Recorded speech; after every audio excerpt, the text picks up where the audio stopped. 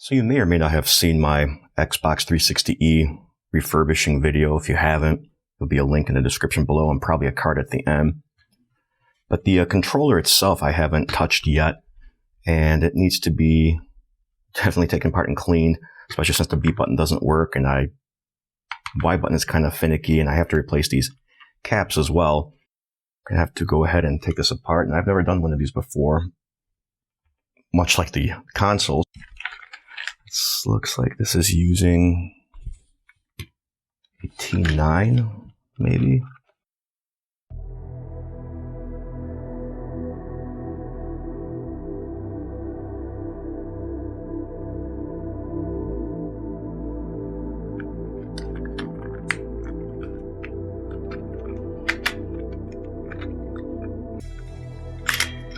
Oh, you don't need to use a spudger.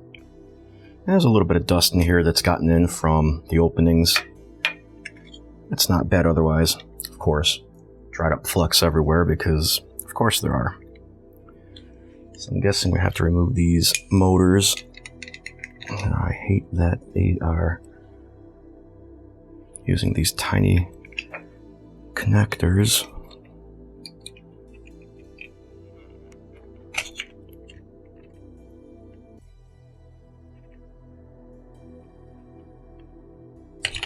There.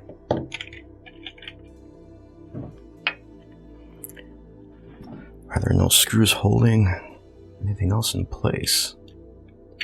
Doesn't look like it.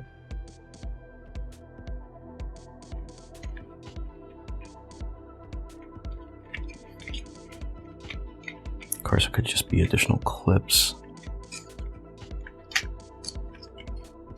Much like here.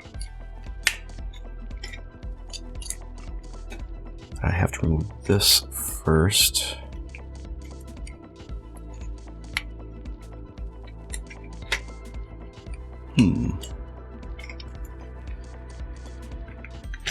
Maybe I need a spudger for this part.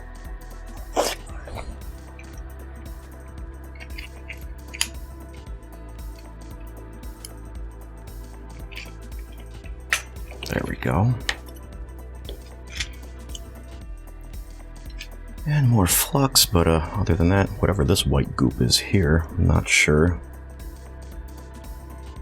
I'll get that a cleaning anyway. Let's take a look at these buttons here, first with the membrane. So this would be B, and the membrane itself looks like it's intact. It's not torn or anything. Something might have gotten in there liquid-wise. Coke, chocolate milk, coffee, who knows. But yeah, it's the average amount of dirt that you would expect in a controller of this age, so.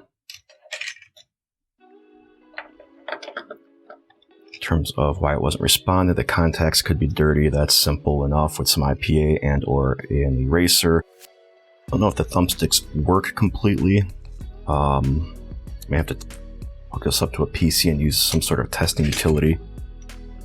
Definitely a little bit of discoloration there, might be some corrosion, but should be easily cleaned.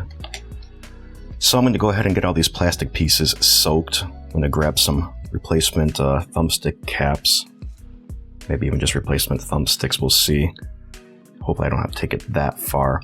And I don't think I'm going to disassemble any of this here because it looks like it'd be a nightmare to reassemble. I'll just give it a cleaning as best as I can. And we'll go from there. Alright, while all that is soaking, let's go ahead and get this as clean as I can. I'm not going to go too crazy with everything. Just a little isopropyl alcohol, Q-tip, a toothbrush, maybe 2 Q-tips. That's really all there is to it. First we'll spray it down. And take a toothbrush and just lightly go over it. I'll avoid the contacts because I don't want to inadvertently scratch them, especially these here.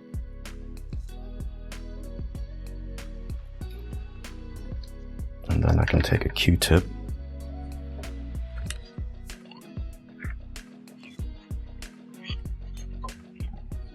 Lightly go over each one of these contacts. Not very dirty. A little bit more there.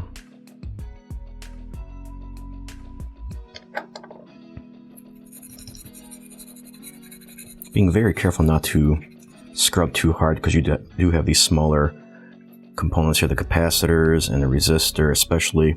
And I don't even know if it's going to show up on camera or not, but right there is a little tiny little resistor. And if that pops off, good luck finding it. And we'll get this side too.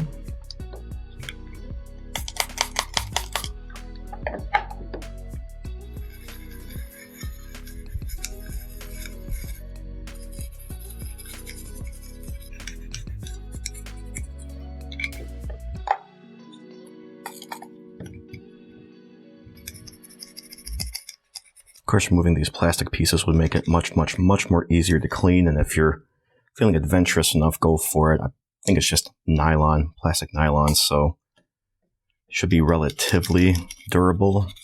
Like I said, I don't want to risk it. Alright, so cleaning the triggers are going to be a little bit tricky since I'm not removing them. I'm going to go ahead and also spray a little bit of IPA inside of these sticks. Just move them around a little bit, just to give it a little bit of a cleaning, loosen up any potential debris that could affect performance, cause joystick drift, etc. Put a little bit down in these buttons as well.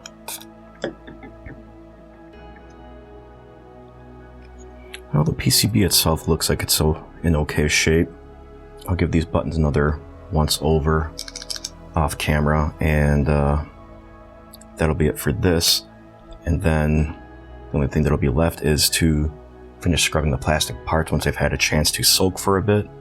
Get this back together, and well, you'll know the final results if you watched the last week's video. And if you didn't, well, we'll do another quick test. It is now the next day, so there's the results of cleaning the controller shell. Unfortunately, there's a deep gouge here. Not much I can do about that. I tried polishing it out, but I'd probably end up taking too much of the material for it to go away, but whatever, it's part of its charm. A little bit of wear and tear on the back, probably from just setting it down on a table many times. The membranes came out really well, so I'm going to give these contacts another cleaning, but with IPA instead of soap this time. And then, of course, all of the various buttons and everything. And the top and bottom piece is the top piece, which is also the RB and LB, as well as the sync. Very fragile pieces of plastic, so you got to be very careful with them. And then there's also the Xbox button, along with a little shroud. And I'll probably just montage this whole thing.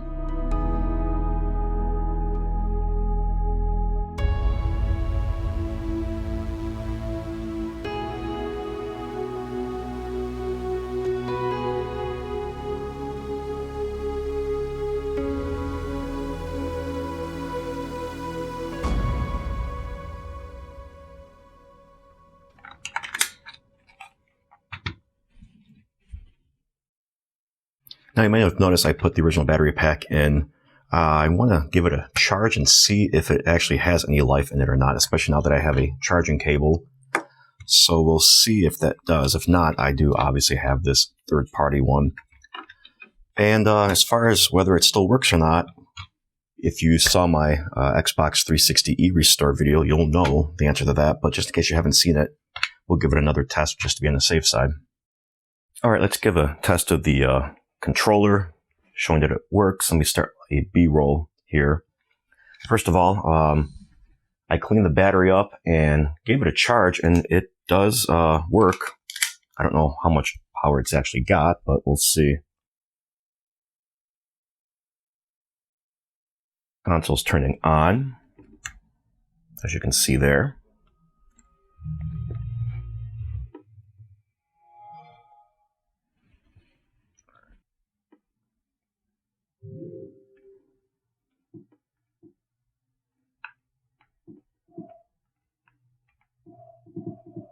Okay, left and right works, and the stick up and down seems to work. Same thing here. Let's go to settings. So A works, and now B works as well.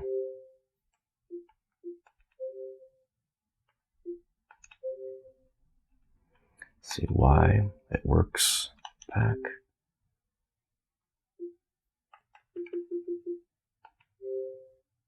X works. Let's back out of here. Home button, of course, works. LR seems to work. Not sure about the triggers, but I'm pretty sure they work.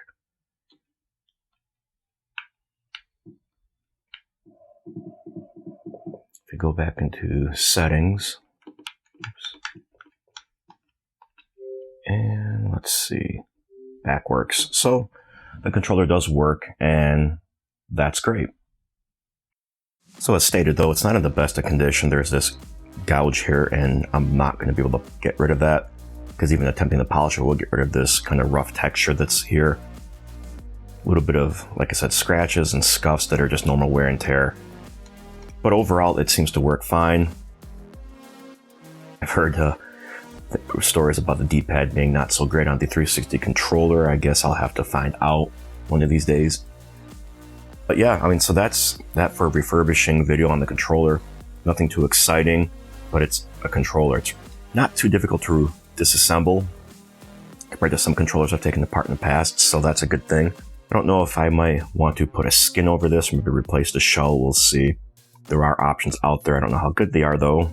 Or maybe I'll buy one and review it. So that's it for this video. If you guys have any questions or suggestions, leave some comments below. Otherwise, thanks all, and I will catch you later.